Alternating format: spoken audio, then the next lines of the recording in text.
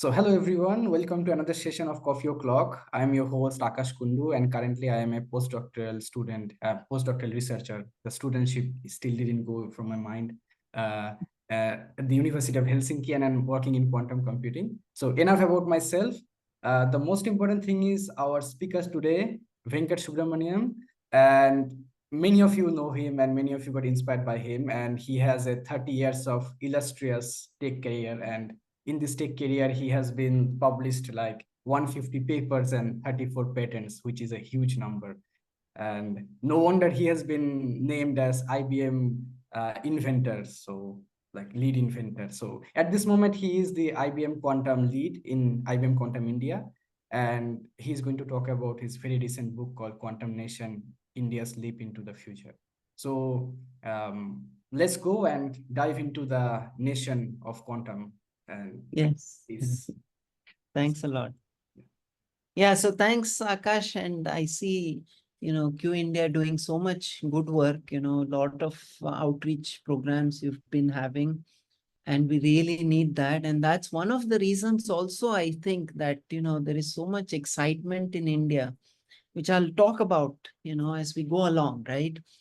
So this is the book, and, the publisher tried to keep it the lowest possible cost because we really wanted to reach a very wide audience. Okay, so this paperback is 256 and the Kindle version is 79.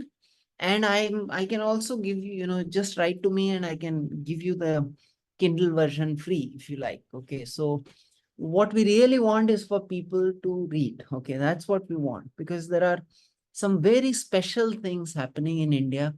And this book goes into that, right? The story of quantum in India.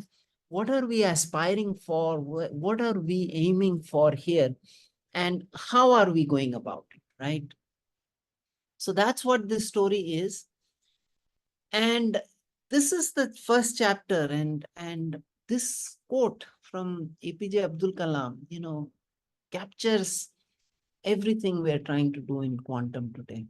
As a young citizen of India, armed with technology and love for my nation, I realize a small aim is a crime.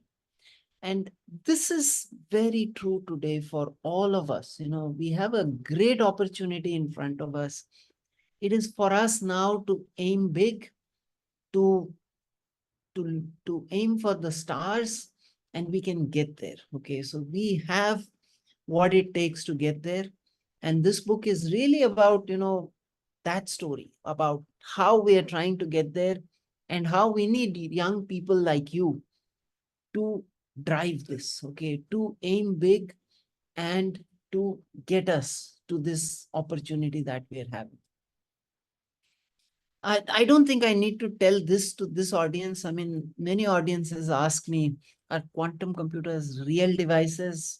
Do they really exist today? Well, yes. I mean, I think all of you know you can access quantum computers from your laptop now. You can create an account, not only in IBM, there are several other providers from where you can get access. Okay, so I'll skip this. This also probably this audience already knows, 1900 quantum hypothesis from Planck. That really was the start of it all. And to 2023, when IBM published this quantum utility paper in Nature, where it is shown that, at higher number of qubits, you're able to start doing things which you cannot do via simulation on the best supercomputers. Okay, so that's cut to 2023. And we in IBM believe that, we are just around the corner to quantum advantage. What is quantum advantage? You have classical systems, the best classical systems doing certain computations or tasks. And quantum is here right now. And the day it reaches beyond classical on a business task, on a real task where there is real, actual world data, that you are able to do something faster, maybe cheaper, maybe do something entirely new, which you are not able to do with classical systems. That's when we will say that you've reached quantum advantage. And you might have seen several startups have also said that they will reach quantum advantage by the year 2025, 2026. Okay.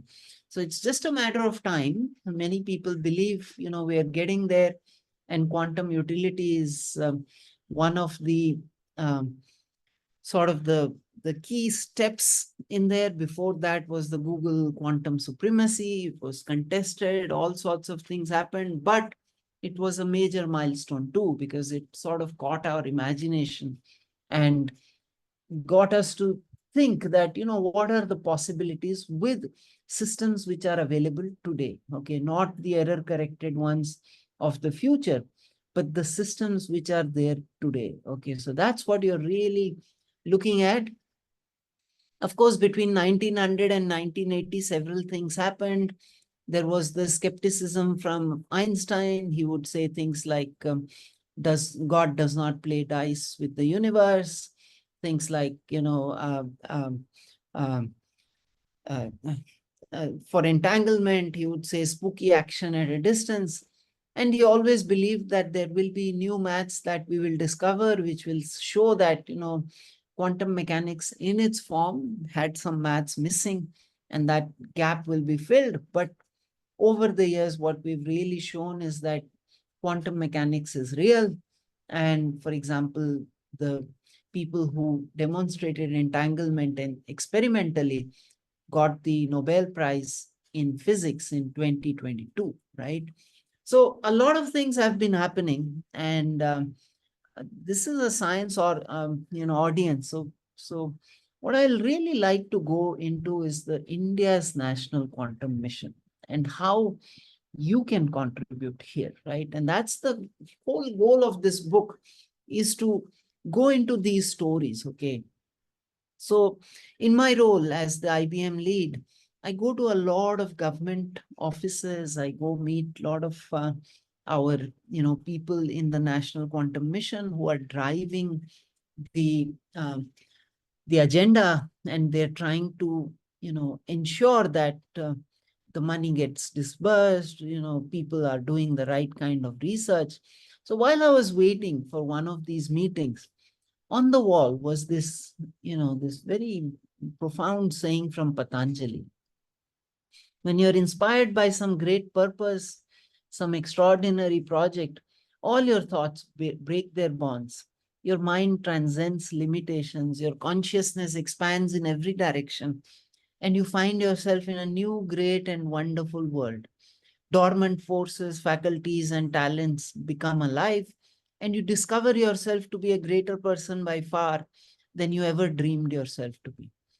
And this is something, over the past 2, 3 years, I've actually seen people getting transformed, getting totally drawn in by the National Quantum Mission and doing very, very special, things.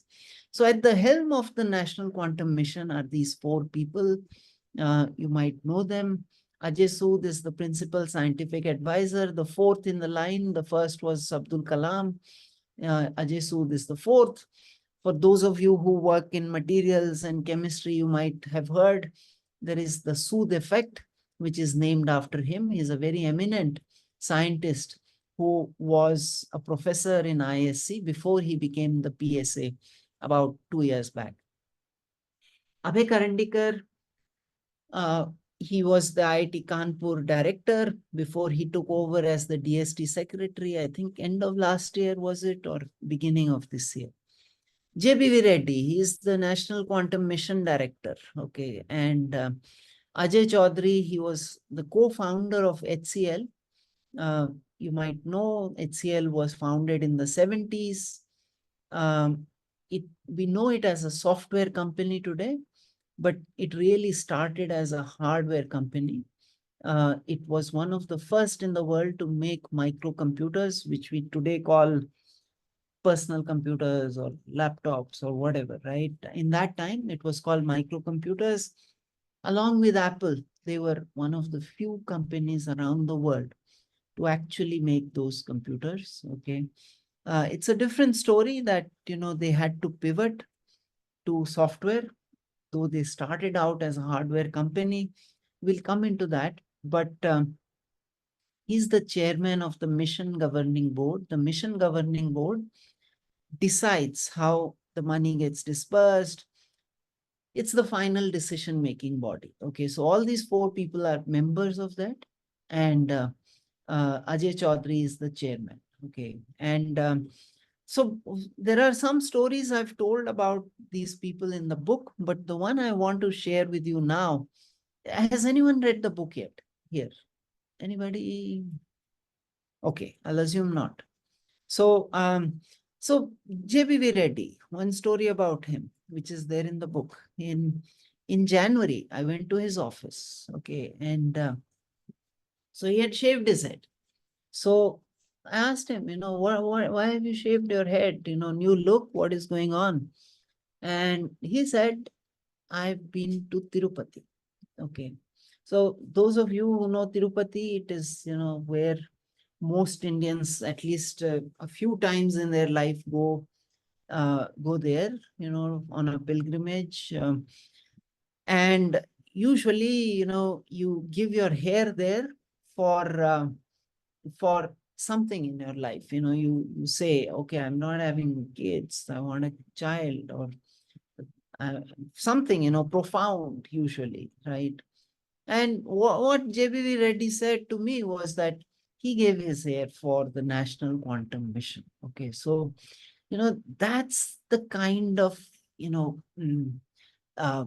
investment of their time, energy, life these people are putting in. Each one of these people, 24 hours, you can reach them. They are always on call. They're always, there are no Saturdays, there are no Sundays.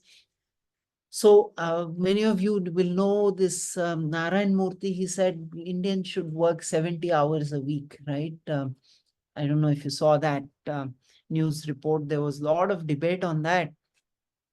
But I can tell you, these people have been working 100-hour weeks, only 68 hours left for them to spend with their families, to do their own personal things, because they are totally now consumed. And that, that saying I showed you from Patanjali is really, really now applicable to these people.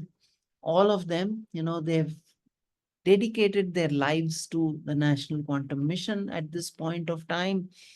They are living it, at every moment of their life, they're actually living this. And that's a great thing for India, that you have such dedicated people now at the leadership of this mission. Just a little bit about the National Quantum Mission itself. Later this year, the government will be announcing 4 hubs, one in computing, one in communications, one in materials and devices, and one in sensing and metrology. Okay, so 4 of these. There was a call for proposal in January. So 383 proposals came. Each of these proposals is comprised of at least 10 to 15 professors, okay, from various institutions. In fact, the DST said, please don't come to us with a single institute proposal. Come to us only as groups, okay? If you are from IIT Madras, fine, you bring a few professors into your proposal from IIT Madras, but also try and bring others. If you're from Hyderabad, bring others, don't come alone because you won't be able to create a big enough vision that way. So each of these 383 actually have a minimum of 5 institutions that have joined together. Okay, so you can imagine almost every institute in the country, almost every state in the country, you have institutions and professors who have put proposals among these 383 proposals that are there, right? And so what is going on right now? Right now, these proposals are getting evaluated. None of those who put the proposals are eligible to review them. And hence, these proposals have been sent to people like me, people from TCS, people from industry mostly, because people from industry haven't put the proposals here. It's all the academicians and government labs like DRDO and DST and CDAC and others, right? And CDOT and others. So hence, this has come to Indians who are mostly working in industry in India and people abroad. Okay, so these proposals have been sent for review to Indian origin professors and eminent, scientists from across the world. Okay, so a minimum of 100 to 200 people have been approached from across the world, Indian origin scientists and faculty and others working in the area of quantum technologies in all of these 4 areas, who are now reviewing. And I think we are at the sort of the final phases of that review process.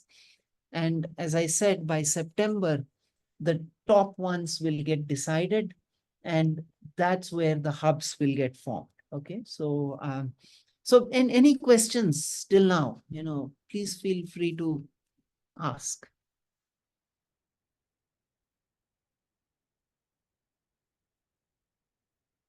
Okay, so the National Quantum Mission of India is not the only mission around the world. There are 33 governments across the world which have missions. $40 billion committed. India committed 6,000 crores, which is 735 million US dollars. So 40 billion, as I said, across the world. And already countries like United Kingdom are saying that we are not going to allow export of any quantum technologies out of UK. Okay, so it's really a race right now. It's a race between all the countries as to which country can get ahead and build a local ecosystem, a local industry in quantum in their country. Okay, so that's really what this is about. Of course, there are collaborations happening among these countries and all of that. But also there is this thing that, how do I protect my local industry? How do I make a thriving local industry in my country? That's one of the big goals of these national missions. So 33 of them across the world are trying to get ahead, and India is one of them. As you can see, India is committing 735 million. And one of the negatives about India is not this amount, which is a substantial amount for India. The negative is that in a lot of these countries, the private sector is also investing big time. So the US, 3.75 billion from the government, but even larger amounts from their industry. Okay, IBM, Google, many startups, all of them investing much, much more than 3.75 billion. In India right now, the government is the only investor in the research in quantum at this time, except a few companies like TCS, Tech Mahindra, Emphasis, L&T LTI Mindtree, a few companies, they are sort of the pioneers in this. But by hearing the names, you can imagine they are all GSIs. They are not the end users of that technology. They're actually building technology for other customers that they have, right? Now, what would be an end customer which uses quantum? It would be let's say, a financial institution, a bank, maybe a pharma company. Because what would they do? They would build quantum technologies for themselves. What is TCS doing? TCS is, of course, building up capability, but they're doing it for their other customers who might be in India, who might not be in India, right? So that's the difference. Okay, so some investment is happening, but it's mostly from the GSIs at this point. So the very, very big and good thing for India is that India is the land of quantum talent. Okay, so I come across a lot of things, I interact with delegations, and this delegation from one of the EU countries told us, we'll get quantum talent from India. We don't have it, but we'll get it from India. Okay. So, Um, Venkat, sorry for the interruption. There is one question, maybe it is relevant to your previous slide, so I thought that please, please, let's that please. Rohit was asking that. So can we say that it is the new age space race? Yeah, Like a I, quantum race in this case. I certainly think that it is the new age race. You might all be aware 2025 has been declared as the International Year of Quantum Science and Technology by the United Nations. And who announced that, made that announcement? It was the representative of Ghana, a country in Africa, right? So there is no country which is not touched by this. Everybody believes that there is something in here and they would like to get in there. Okay, so you're very correct to say that there is a race, and just like the space race, this is the quantum race. Okay. And talent is one of the biggest things for this race. The country that has the talent has a good opportunity to win. I will come to that also. Why talent alone is not enough. What do we need? We'll answer that question. But today, India is where the talent is. We are seeing it. This is the McKinsey report, which said India as EU is made of several countries. As a single country, India has, the maximum graduates in these quantum technology related areas like physics and mathematics and maybe chemistry and computer science and areas like that. We are seeing it in IBM. Okay, we are seeing that in the area of quantum, the usage from India on our systems is very high. A lot of users from here. We are seeing Qiskit advocates, Qiskit certifications from India are huge numbers, okay, huge numbers, and which is showing that there is huge talent here. But like I told you, how is this talent coming about? Because our colleges are not teaching quantum. It's not happening. There are no courses there, very few, okay, very few. Somebody just introduced themselves from Hyderabad. There are very few colleges right now, just under 10 maybe, where there are any kind of courses that are offered on a consistent basis. Okay, maybe once in 2 years somebody offers a course, but on a consistent basis for a program to be there, there are very few colleges. So where is this happening? There was this 12th class kid in this call. He introduced himself, and I'll tell you one story. On the NPTEL platform, you've all heard about NPTEL, right?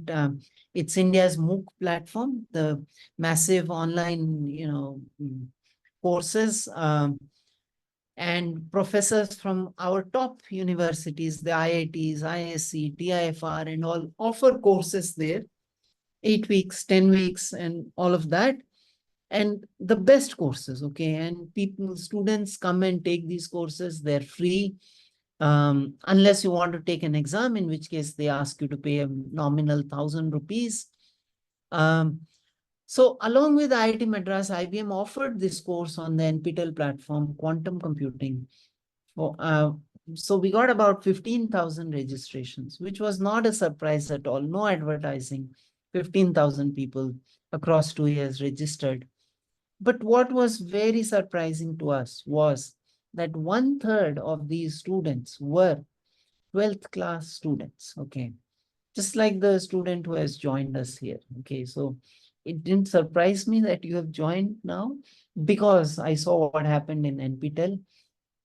I saw these thousands of 12th class students, which is very surprising because the only quantum mechanics these kids are introduced to is in 11th class in their chemistry. Okay, so that's the only time they ever hear about quantum mechanics. Okay, and but something is driving their interest, something is happening.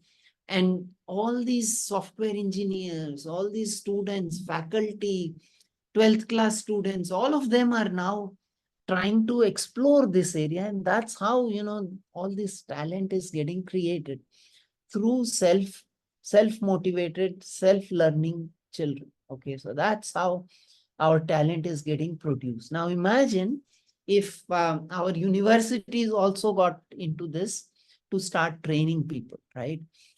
And that's also in the works, because AICTE is thinking how to take quantum education broadly to colleges. The biggest challenge is who will teach them, because there are very few faculty who can teach at this point of time. That's one of the challenges. But only if you understand the problem and try to solve it will we even find a solution. So it's very good that AICTE is looking for solutions, looking for how we can scale up this talent in India, right? So that's one of the biggest things which is happening, and which is very, very heartening to see. It's amazing that we are producing all this talent automatically. All this talent is going and using those free credits on systems like the IBM systems, and they're actually building solutions. They're trying out things. They're building circuits, running those circuits.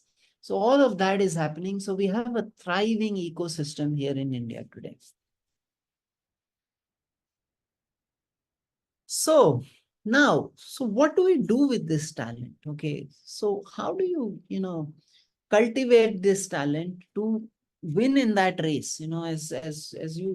As we saw, there is a race. Okay, and what do we do to win this race? How do we get ahead in this race? So I'm going to point out three things here now for you. Okay, the three things are: in 1960, how many people know here? I don't know, but in 1960, India was one of the first few countries to actually build an indigenous computer. The TIFRAC computer was built in TIFR in the year 1960. We had it, okay. There were maybe 5, 6 other countries which had built computers by then, okay. And as I told you, in the 1970s, HCL was one of the first in the world to actually build microcomputers here in India. Okay, so they had done it. Semiconductors, 1962, we had already started producing germanium semiconductors. In the year 1984, Semiconductor Limited was founded in Chandigarh. And do you know which company produces the largest number of chips, high-end chips today? The Taiwan Semiconductor Manufacturing Company, TSMC. 90% of the chips produced in the world today for all the high-end tasks, things like 3 nanometer, 5 nanometer, those are all built there in TSMC. When was TSMC founded? The TSMC was founded in the year 1987.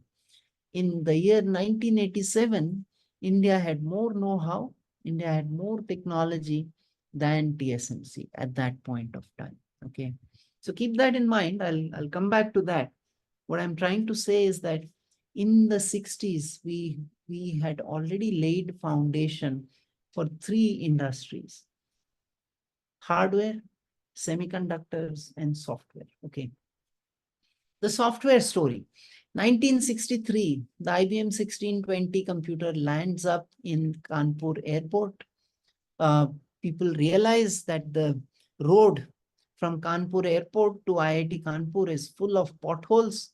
So then they decide that, oh, we can't take this computer on a truck to Kanpur because it will shake so much and it will break the parts of the computer. And so what did they do? They actually made a special bullock cart, a bullock cart with truck wheels, very soft wheels. And they put this computer on the bullock cart and took it to the campus. On the campus, they realized, oh, the door is too small. And then they broke the wall and they put it inside. Okay, so that's the story of our beginning of this software story. But what happened after the year 1963 is some professors at Kanpur, Professor Rajaram, Professor Mahabala, all these people started these courses in quantum computing, in computing, programming and various things. And you would have heard of F.C. Kohli. F.C. Kohli and his team, they were in, I think, Tata Electric. I'm not sure which company, one of the Tata group of companies. They would go sit there and try and understand what are these computers good for. Okay, we've got this computer. What do we do with this? Can it solve any industry problems? Can it help us in any way? They kept racking their brains, going and working with these professors. Every chance they got, FC Kohli will take his leadership team, go to IIT Kanpur, try and figure out, what are the things that these computers are good for. In the year 1968, FC Kohli and Jahangir Tata, no, Jamshed Bhai, okay, I forget what his first name is, Tata of that time. Tata and FC Kohli go on to found TCS. TCS gets founded in 1968. All the learnings that he had taken from those classes in those, he was working, FC Kohli was not a student.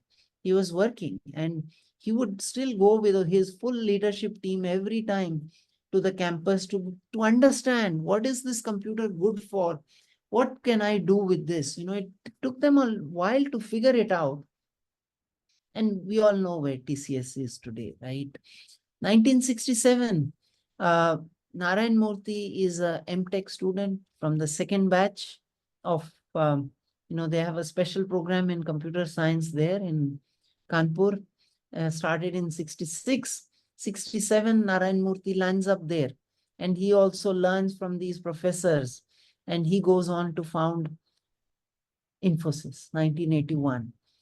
So why am I telling this story? I'm telling you that out of these three areas, only one of them did we succeed in, which was that software. Today we are a software nation because we built a local industry in India. Did we have talent in hardware and semiconductors? We did. The father of Pentium, Vinod Dham, Indian. The father of fiber optics, I forget the name, from India. Okay. A lot of these companies, Intel, IBM, all the compute companies of the time, IBM was a hardware company, remember? So all of these companies, the talent from India went and built those industries abroad. In software, because of the pioneering efforts of people like Narayan Murthy, people like FC Kohli, we built a local industry. We built a local industry which today thrives, okay, which is doing excellent, very well.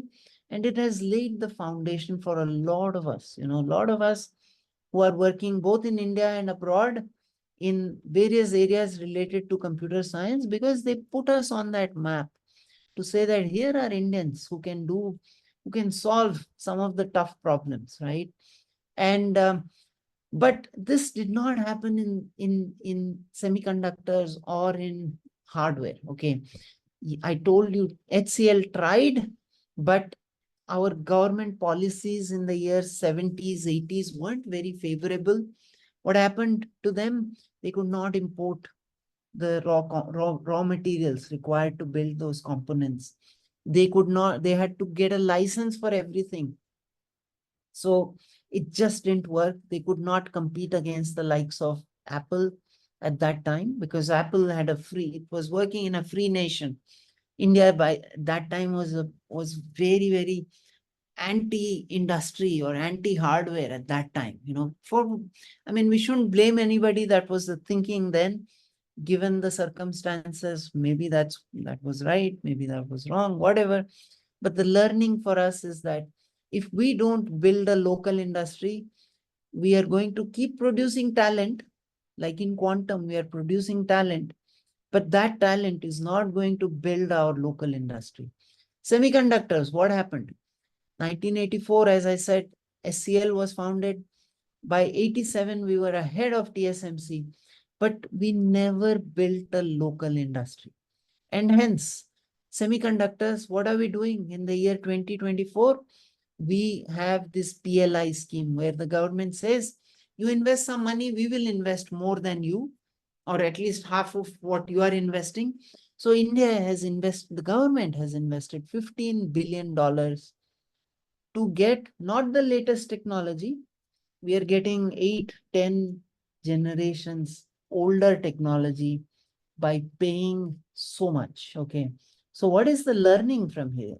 The learning is, unless you build a local industry, you will not be able to catch up. You even to, stay in the game, like in semiconductors today, we will have to pay extra money to whoever is the leader there. That has to happen, because otherwise you're not even in the game. You're not even able to produce any kind of chips at that point of time, right?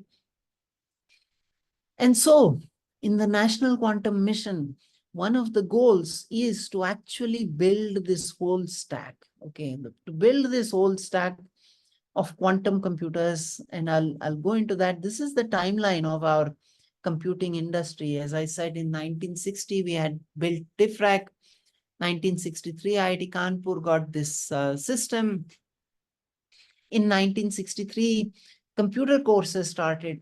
And in the book, there's this thing where in the 70s, the professors in IIT Kanpur went and told the Senate, sir, we would like to open start a BTech program in computers, computer science. You know what the Senate said? Oh, computer science, is that even a engineering area? I don't, it's probably too early. I mean, not even early. They said something like, this is not neither a science nor an engineering branch. It is just something you do on the side. But they said, okay, let's try it out. To their shock, they found out that the top JEAR 40, the seats closed in Kanpur, in CS, the new branch that they had started. Suddenly, all the IITs realized, oh, what is going on here? Something that we have missed, looks like. So every IIT started a CS program in the following year. Okay.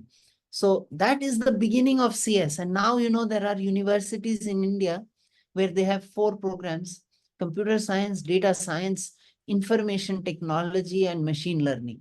4 branches they have, just full university, thousands of students, just these 4. So imagine how we have come a long way from that year when people had to convince the Senate to start a program in computer science, to today when we are a software country. We are a nation of software engineers who are doing some very good work, and all of that started in the year 2000.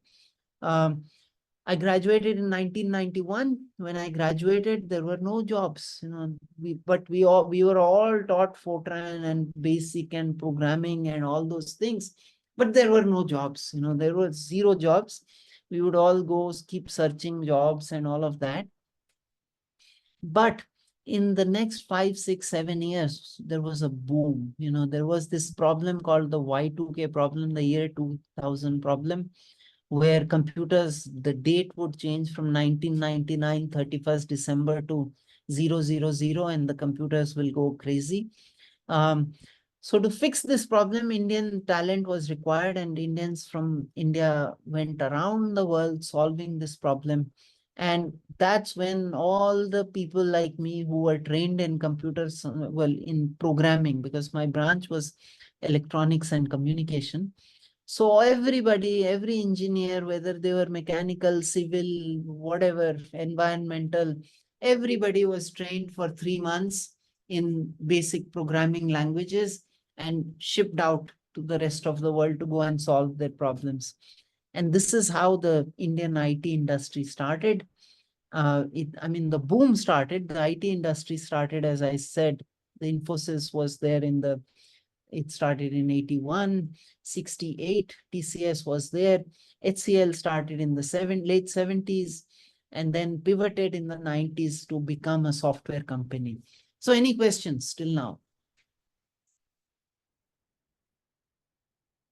Okay, we'll keep going. Yeah, so I have maybe a question that Yes. you had this timeline, but the biggest difference of introduction of the CS, right, computer science and quantum computing, we're talking about this moment is that at this moment that everybody can access actually all the coursework and everything from online. So at that time it was not possible. So what do you think that how would it impact this CS introduction in India at that time if there was like internet or Yeah, this yeah, much? yeah. That's a very sharp observation, it's very important. And in fact, like I said, today, there are very few colleges offering anything in computers, I mean, quantum computing, but we still have this huge talent.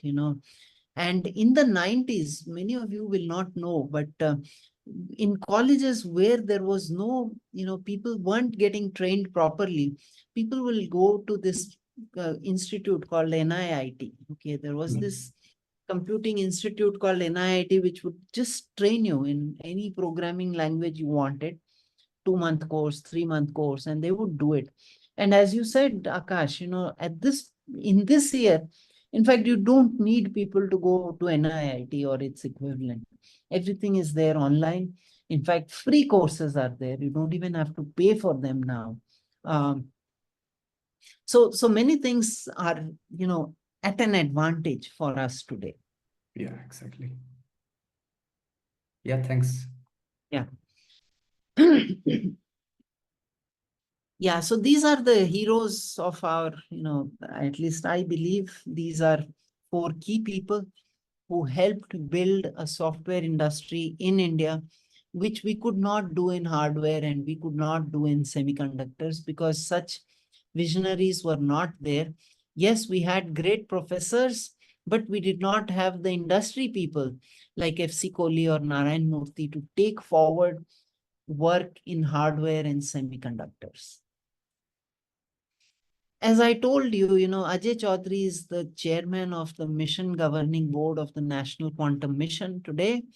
Um, in the year 78, they had built an indigenous microcomputer along with, just at the same time that Apple had. But we were not visionary enough. These founders were visionary enough, but as a nation, we were not. So we did not even let them grow. We put so many, restrictions on them that they had to die and resurrect themselves as a software company. Okay, so that's what they did, which is their smartness that, they pivoted from a dying industry to a thriving one. And they created this huge company called HCL, which today is one of the 4 or 5 pillars of our software industry. So, so the point you made, Akash, is very, very relevant, especially in the upper layers. So the quantum computing stack, if you look at it, has the processor. And today, many of you will know that the processor technology is still not frozen. There's no winner yet. Okay. So there is superconducting, trapped ions, photonic, semiconducting, various technologies are there right now, competing, right? And of course, some of the leading ones right now, superconducting computers are leading at this point. But it is still an area of research, right? Similarly, peripherals. What are peripherals? So in your laptop, there is the Intel chip, which might be there, right? Or any processor, which is there, the CPU. But around it, there are multiple other chips, the controllers, the memory, the keyboard controller, the display controller, and the display itself, the keyboard itself. So many such components are there. And similarly, in a quantum computer, there are at least 200 to 300 components. Okay. Now, if you have enough money and you say that today you go and order, I want a quantum computer. Can you give me a quantum computer? For them to put together a reasonable quantum computer of several qubits, it will take how long? Year and a half minimum, right? Why? Any company, you take a IBM, you take any company you like, it'll take that long. Why? Because no single company makes all the components. Okay. The components are, some are made in Europe, some are made in Japan, some are made somewhere else. Um, and you have to make them to specs. So there is no standardization today. All these computers are sort of, IBM once has its own standards. Somebody else has their own standards, right? So there are all these standards and various things. And so peripherals and processors today are one area where you cannot do it online, or you cannot, just do it by studying, right? Because these are experimental things. These are these require labs and fabs and other special, clean rooms and refrigeration for your cryogenics and all of that, right? So hence, the lower parts of the stack, you do require physical, training, in a lab, right? But the upper ones, here India also has a lot of strengths, right? Our local thriving industry is there, the talent is there, and historically we have done well. In the lower areas, we have done nothing. So it's a struggle, right? It's a challenge for us now in the National Quantum Mission to actually figure out how are we going to, as a country, build up this full stack, which comprises not only the applications, middleware, software, algorithms, but also the peripherals and the processors and the different parts of the quantum computer. So the other thing which is, sort of a struggle in India is founder, startups. Startups in India are struggling. Why? Because the funding here is 1000x less, okay, 1000 times less funded. Our startups, people are not giving them money because we don't have a history of supporting deep tech. So even the VCs who are here, they have money, but they are sitting on it. They're thinking, oh, should I invest? Should I not invest? So, and that dilemma is going to be there for a while. And it's for you youngsters, to come in and create these ideas, dream big, like that, uh, saying which I put up from APJ Abdul Kalam in the beginning. You people now have to create these big dreams and you have to go after it. You are the people who are going to grab this money from the VCs and build this local industry for India. Just like in other countries, people have been doing. There are several good startups across the world, and they are well funded because the startup founders have been able to convince the people in India too. There is a lot of money, as I said, a lot of unicorns, maybe not too many in the deep tech area yet, but it's going to happen. It's only a matter of time. Okay. Um, the other is the role of the industry. As I told you right now, in India, mostly it is the GSIs, the global system integrators like TCS, Emphasis, LTI Mindtree, HCL, TechM, which are looking at quantum computing, but we still don't have, uh, large users, things like, is there a bank which wants to use quantum computing to explore what they can do? No, not yet. We still don't have these kind of things. Yes, there is a bank, Axis Bank. I recently saw a news report. They're working with a startup to actually look at some use cases. They haven't mentioned which ones. But yes, I mean, it is beginning, but it is still much, much lesser. There are 400 plus companies worldwide looking at quantum. And in India, that number is less than 10. Okay, so 40x less from India. There have been, great examples of we building startups. IIT Madras has been one of them. Recently, you would have seen Agnikul do its rocket launch from one of the beaches in Sriharikota, I believe. But what is very important is that we need to create an environment where these startup ecosystems can thrive. As I said, funding is a challenge.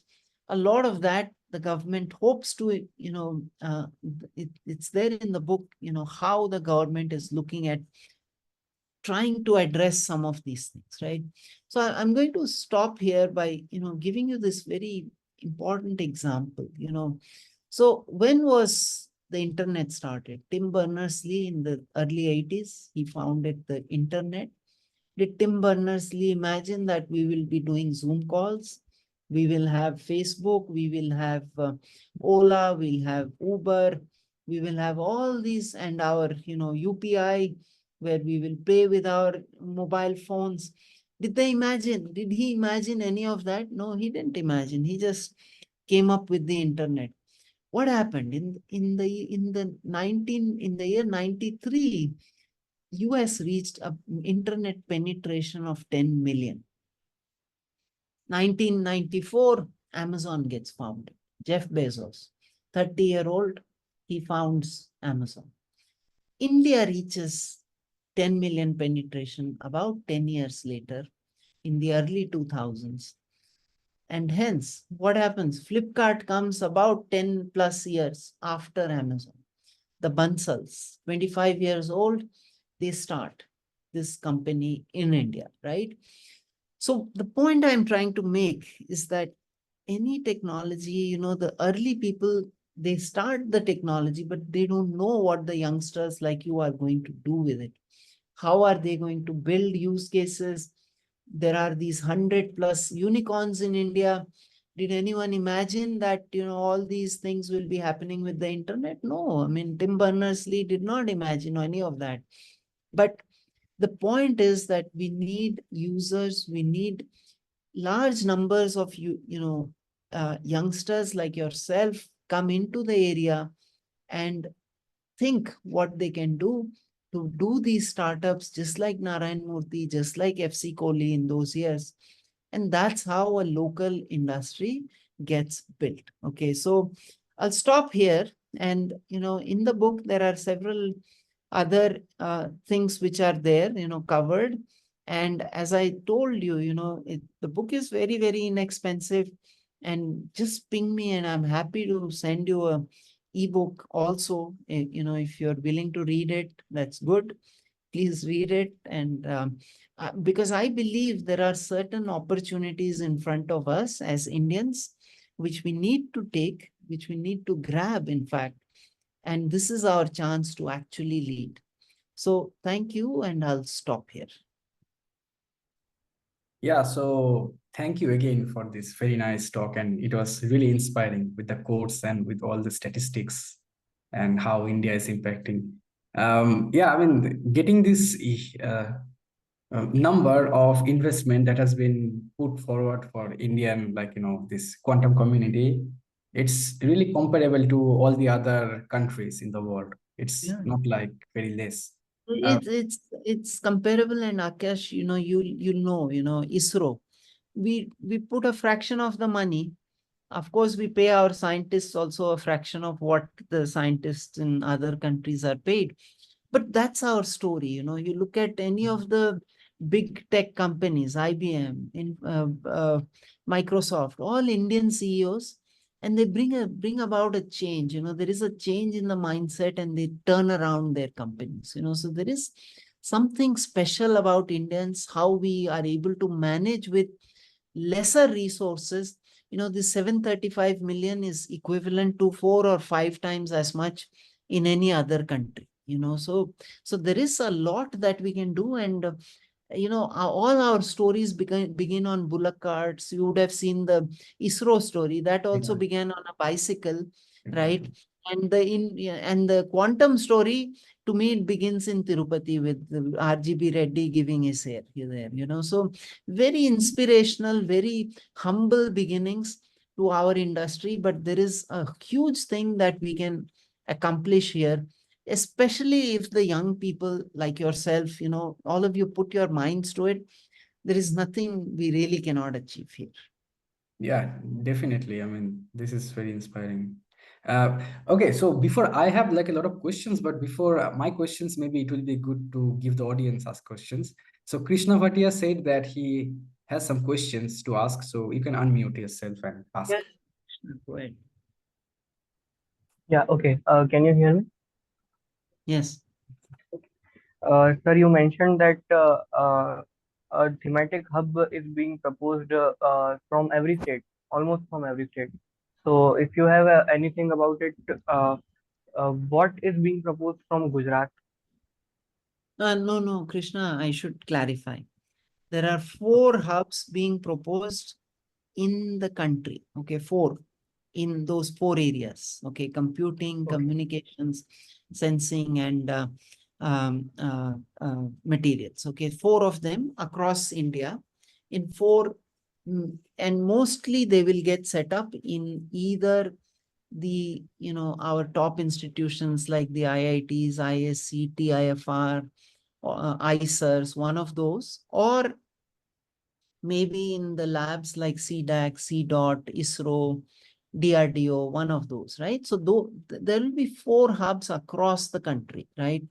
So the computing one can be in, so there are several leading professors in, for example, TIFR, Vijay Raghavan is building the superconducting, right?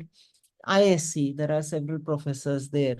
IIT Madras, IIT Hyderabad, ISR, Tirupati, many of these places actually have um, very good professors who are leading these efforts. And these 383 proposals are actually from a lot of these institutions combined with others, right? So there could be one, so IIT Gandhinagar also has proposals in there, so will they be one of the 4 hubs? Maybe. But even if these institutions do not become the main hub, there will be others who will become satellites of these, right? So, I believe any top institution in the country where there are sufficient number of professors doing good amount of quantum work will not get left out just because the physical hub is located somewhere else. Okay. So, yeah. So, Krishna, I hope that sort of clarifies what you were asking. Yes, sir. It does clarify the first question. Apart from that, one more thing wish I desired to ask you that when you mentioned that India has an advantage over other nations, basically in quantum talent. So I think this has what happened in the previous 2 decades as well. That uh, since many people from India are talented, even in the software domain, so the a lot of brain drain has happened. So will it is it going to happen in the quantum domain too? And if it is going to happen, then it's a concern, I guess. And if it's a concern, how can we resolve that? Yeah, so Krishna, the only way we can address brain drain is by building a local industry. Okay. We can't keep training people with advanced skills in quantum computing, AI, and all of that, and then say to them, sorry, no jobs for you here. Now you have to do something else. Okay. That does not work. It's one of our basic human tendency to be loved, to be wanted, to be doing something useful for humanity.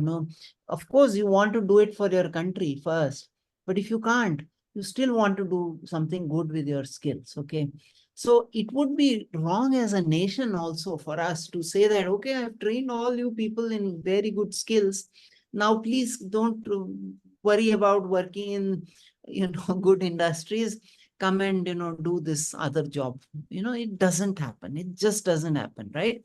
So but there is a solution. The solution is to build local industries. The solution is to enable young people like you to become startup founders, to work in startups, to enable startups to have this big vision and try and implement it. Give them a fair chance, to do it. Because as I said, Infosys, TCS, they were all startups of the 60s, 70s, and 80s, right? They were all startups. And today, between them, they employ millions of people. How many people get employed in the software industry today? 5 million, 50 lakhs, right? That 50 lakhs people, and how many get employed in hardware or semiconductors? Very few. Why? Because we don't have a local industry. We just had to export our talent. Vinod Dham had to go and build his chip in Intel. He could not do it here in India. At least in software, yes, there is brain drain even in software, but at least you have a fair chance in India itself. If you wanted to have a decent career in software in India, you can have it today, which you can't have in hardware or semiconductors and stuff. And hence, we are trying to build that industry. But in quantum, we have a clean slate. That's the advantage in quantum. You can write your new story there. Okay. So, and that's what we want to do. We want to write our story so that in the next 10, 15, 20 years, youngsters like you get trained and get to work in India in the job of their dream. Okay, Yes. sir, your answer leads to my final question. I am gonna buy and read your book, The Quantum Nation, but since you gave insights about it, and I was wondering, what is the scope of startups? Like, what would you suggest someone who is keen to build something on his own? Yeah. So Krishna, uh, both the hardware and the software space is open in quantum today. If you have skills in hardware, the government will especially give you a boost. They want to have you there to try and, because as I told you, there are at least 200 components which comprise a quantum computer today, right? And India wants to build an industry in at least a few of these components, if not a majority of the important components, right? So it's for you youngsters now to figure out. And what will the government do is that the government in these hubs, which I talked about, it will create central facilities, okay? So let us say you want to work in superconducting, connect between processors. Okay, that's what you want to specialize in. I'm just making it up, right? So if that is what you want to specialize in, the government will give you the scope there to actually, build out these components, test them there, so that you don't have to spend out of your startup's money, but the government has created these central facilities where you can develop these connects, try them out, and see if they are working, and iterate, and that's how things are built, right? So that is one of the things. And what that will do is the VCs, then their risk gets mitigated, because the VCs are not the only ones then investing money, because the government is also supporting you, because nobody wants you to fail. I'll tell you this much, okay? If you come in with an idea, you might think that the world is against you or anything, but once you create a momentum, people fall behind you, because people want to see success stories. The government wants that 6,000 crores it is spending results in a 60,000 crore industry for India. That's the goal. That's the reality of it. Maybe their intentions don't come out well or whatever, but that's the goal. And for you, that's what you now need to do. Create this big vision, get a few good people behind you, maybe your professors, maybe your colleagues, your fellow students. Bring them together, create a big vision and go for it, because there's nothing to lose here. Everyone wants you to succeed. That quote, remember the Patanjali quote? That's what it is. Once you start on your journey, things will fall in place, and just go and look at the stories of this Ajay Chaudhary or Narayan Murthy. It all begins with a small idea, with somebody saying that I'm going to persist in the face of all, any obstacle I get, I'm going to try and persist. Of course, not everybody wants to do that. I'm not saying every one of you must do it. There are multiple paths for you to contribute, to be happy, to be citizens who will do a lot for your country. All of you don't have to go and be startup founders, but if that is what you want to do, there is a good opportunity for you. Okay, thank you, sir. And let's get India at the top of the quantum race together. Yes. Yes, you have to, right? That's what we have to do. Right. So if anybody has any questions, they can unmute. Krishna, thanks for these questions. They're really nice.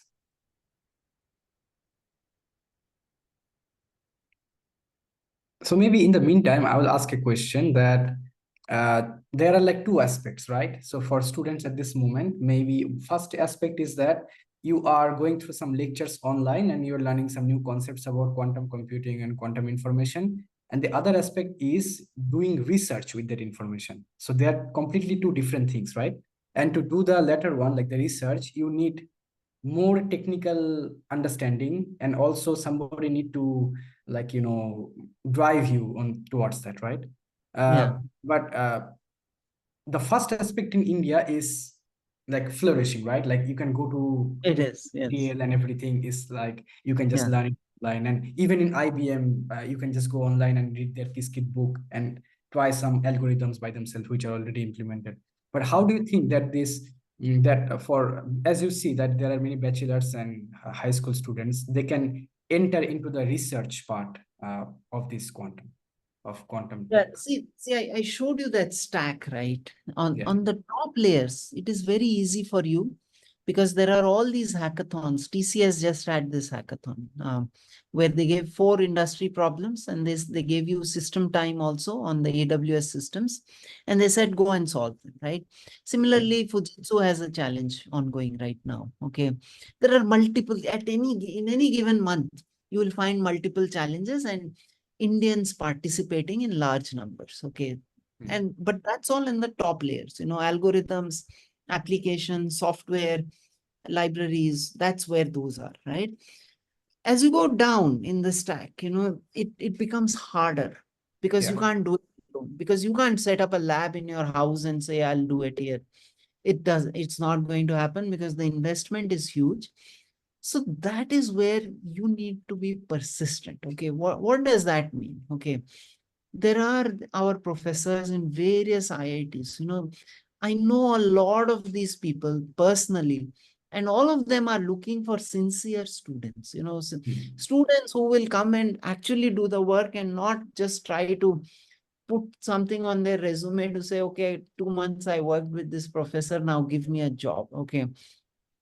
That also happens a lot. A lot of students try to do that. So there is some amount of mistrust between the two entities. The students think professors aren't listening to them. The professors think the serious students are just not there. They're Yeah. all just trying to do things, right? So you need to get beyond that barrier. That can only happen by creating trust, by creating, some amount of, confidence in the mind of the professor by saying that, sir, I've done these, ma'am, I've done these experiments like Urvashi in uh, uh, like in RRI, for example. All of these places, they have people who they want to get these people, right? Youngsters involved, right? And you also need it because you can't do it at home. You can't do it on your laptop. You can't do it. Okay. You need those experimental setups. You need the lasers. And these are very costly equipment. The professor is not just going to trust you with it on day one. It's Yeah. not happening. Okay. Because the poor guy would have paid through his nose. He would have gone through customs and all those places to actually get those systems, because nobody helps him. It's very tough to import all this equipment and set up the lab and all of that. So you will need to put in that effort and time. And if you do, I'm telling you, the rewards are many in this. The sky is the limit. There are huge amounts of work you can do, startups you can create. I told you already, many countries will be after you. I know founders in India who are now being wooed by other countries. It's there in the book also. They are being given diplomatic equivalent passports, saying that you come, just we lay out the red carpet for you. We will give you this much funding, all of that, so if there is no quick thing around this. You need to put in some effort. And once you do, there are huge amounts of rewards.